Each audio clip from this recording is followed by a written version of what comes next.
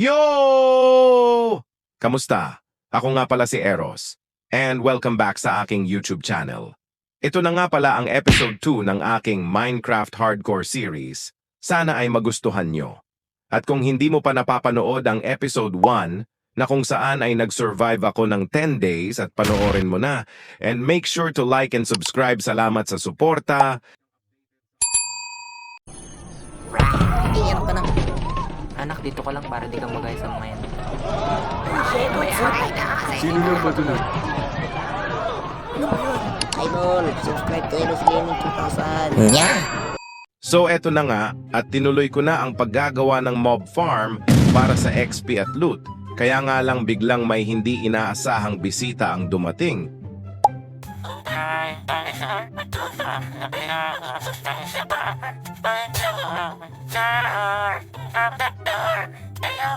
Aba, loko yun ah. Malunggay pandesal daw. Wala naman tindang pandesal. Piyok pa ng piyok. Anyways, tinapos ko na pala dito yung mob farm at sa tingin ko gumagana naman ng maayos. Sunod nga pala ay naglagay na rin ako ng kaunting design sa storage system para magmukhang maganda. Inayos ko na rin yung mga torch para magmukhang namang malinis. Nag-AFK lang ako ng kaunti at bumalik na ako sa bahay. Oo nga pala, ang goal ko lang ngayong video ay una mag-mine ng diamonds, pangalawa ay gumawa ng diamond armor, pangatlo ay magtanim, at panghuli ay gumawa ng full enchanting table at mag-enchant. Kaya naman ay kumuha na ako ng kahoy at bumaba na sa mining area.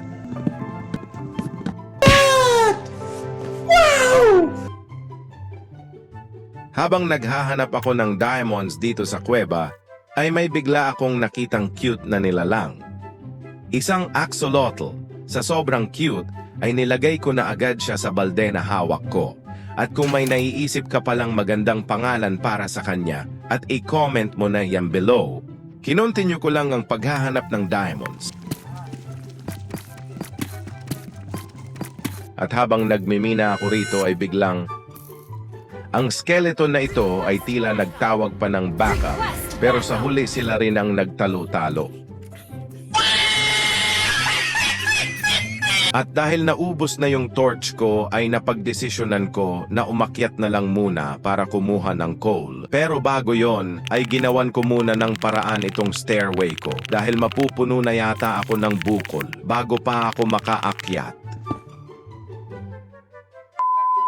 Nagmine lang ako nagmine ng coal dahil kakailanganin ko ito sa mining mamaya. Gumawa at nag-enchant na rin ako ng bagong pickaxe. Sunod ay nag-craft ng maraming torch. At dahil medyo nahihirapan ako lumaban sa mga mobs, at ayaw ko agad matapos ang series na ito, ay gagamitin ko na lang yung strip method para safe. At dahil medyo matatagalan ako sa pagmimina, ay babalikan ko na lang kayo at i-update. Uy, sana all! Eto na nga, after mining, nakakuha ako ng 25 diamonds. Okay na para sa helmet, chest plate at leggings. Wow, bagay na bagay sa akin. Wow!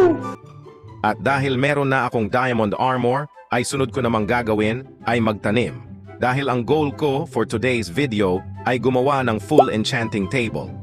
Kaya naman nag-clear na ako ng puno at naghukay gamit ang hoe.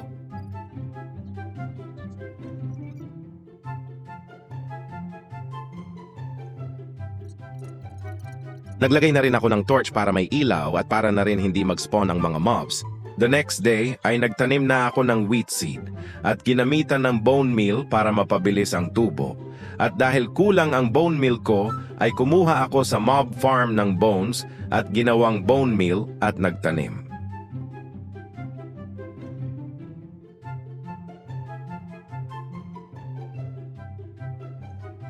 Sunod ay naghanap ako ng cow. Dahil gagamitin ko ito sa paggawa ng book para sa enchanting table.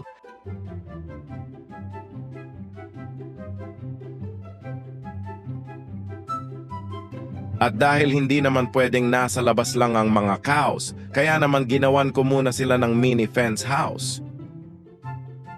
At kung nakaabot ka na sa part ng video kong ito, ay mag-subscribe ka na at i-like mo na rin yung video kung nagustuhan mo tong episode 2 ko. Pinag-breed ko na rin yung mga cows at ang cute ng kanilang anak, in-improve ko na rin yung design ng bahay nila. Pagkatapos ay naghanap na ako ng sugarcane para sa paper. At habang kumukuha ako ng sugarcane ay nakakita. At dahil gabi na ay nakitulog muna ako. Pero huwag kayong mag-alala, wala naman akong kinuha. Tinuloy ko lang ang pangunguha ng sugarcane. At after ng ilang minutong paghahanap, ay na-manage kong makakuha ng 64 na sugarcane. Kaya naman itinanim ko muna ito para dumami.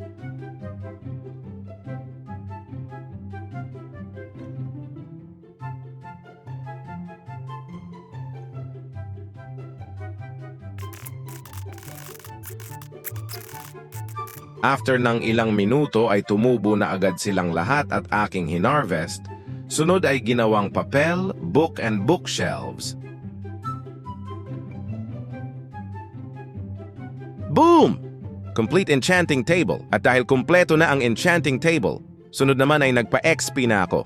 And by the way, nagdagdag din pala ako ng 3 layers sa farm off-cam.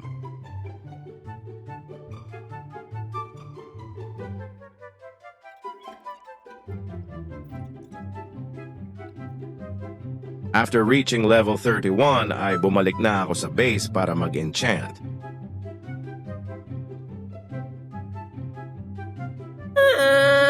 Efficiency 4 lang, kaya naman ay bumalik na lang ako sa XP farm nang biglang may pillager patrol, kaya naman napasabak muna ako sa laban. Music please.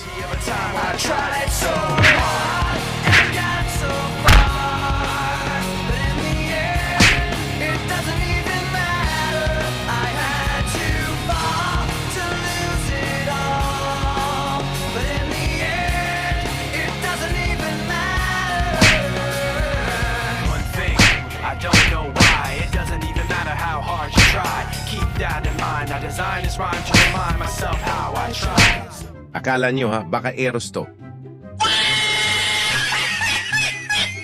At dahil nahihirapan na ako sa pabalik-balik sa base para mag-enchant, ay inilipat ko na lang yung enchanting table malapit sa mob farm.